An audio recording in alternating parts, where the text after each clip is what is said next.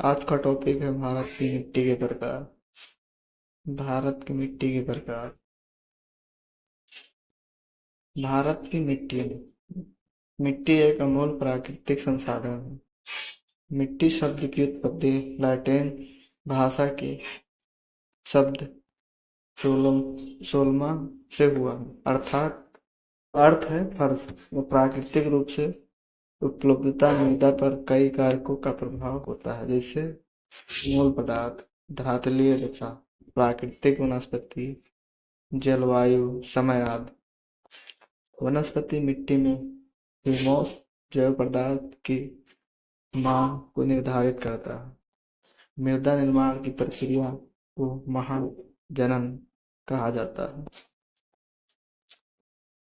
भारतीय कृषि अनुसंधान परिषद भारतीय मृदा का विभाग है, पद ICAR के अनुसार में किया गया है। जलोढ़ मिट्टी के क्षेत्र।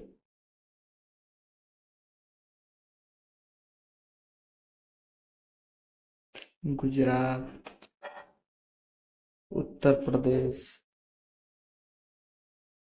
हरियाणा,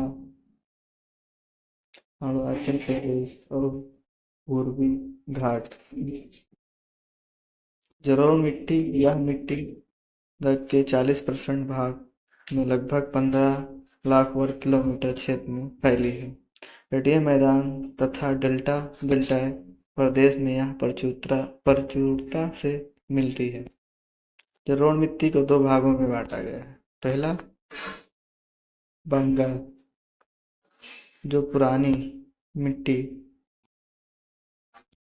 मिट्टी को बग्गर कहा है, जिसका कंकड़ व कैल्शियम कार्बोनेट भी होता है। इसका रंग काला या भूरा होता है।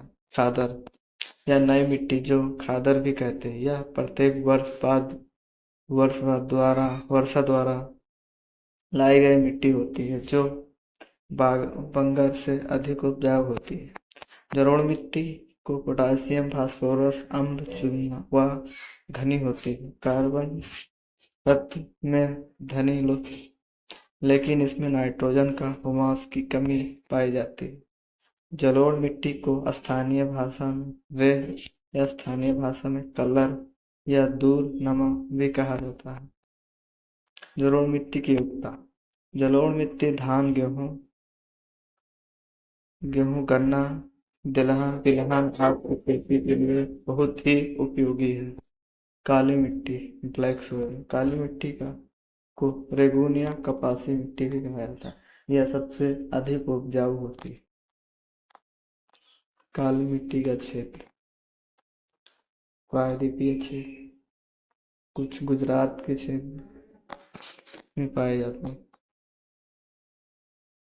अंतर्राष्ट्रीय रूप से इसे उष्णकटिबंधीय चरसोजन भी कहा जाता है। इसका रंग काला तथा कापरोना की खेती के लिए, कपास की खेती के लिए सबसे उपयुक्त मिट्टी है। यह मिट्टी निचले क्षेत्र में अधिक पाई जाती है। सबसे ज्यादा विस्तार महाराष्ट्र में है। निर्माण ज्वालामुखी लावा के विखंडन से हुआ है। अधिकतर एल्यूमीनियम, लोहा, मैग्नीशियम व चूना है। लाल मिट्टी, रेड सोइल। आंध्र प्रदेश, मिजोरम, नागालैंड, त्रिपुरा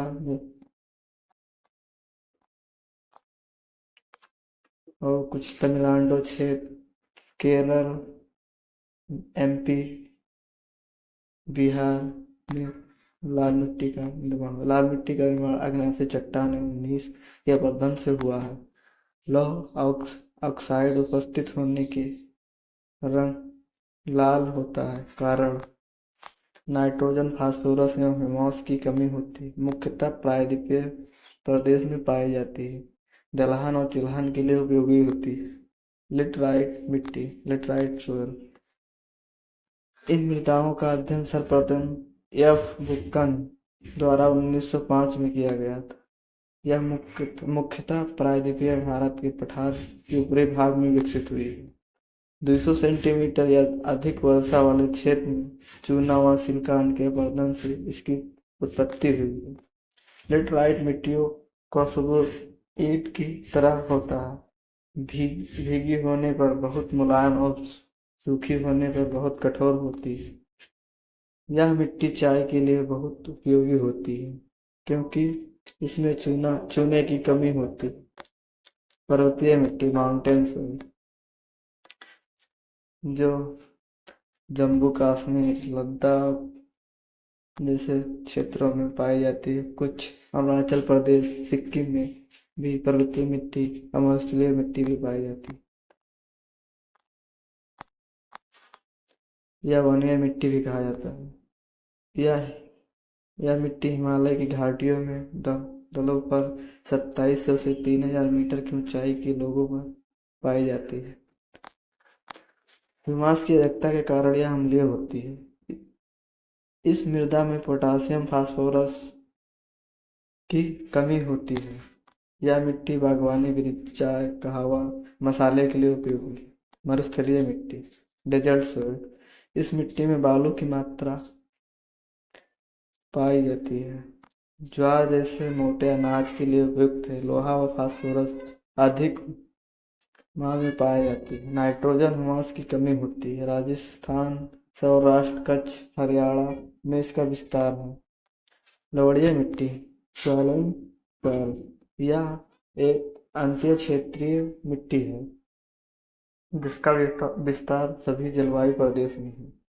यह मिट्टी राजस्थान पंजाब हरियाणा उत्तर प्रदेश बिहार महाराष्ट्र तमिलनाडु के क्षेत्र में विस्तृत है। सोडियम या मैग्नीशियम की अधिकता के कारण यह मिट्टी अधिक लवणता होती है। नाइट्रोजन व चूने की कमी के कारण अधिक उपजाऊ नहीं होती है। इसमें धान बरसीम आंवला आदि के लिए प्रसिद्ध मिट्टी है जो उपजाऊ के लिए।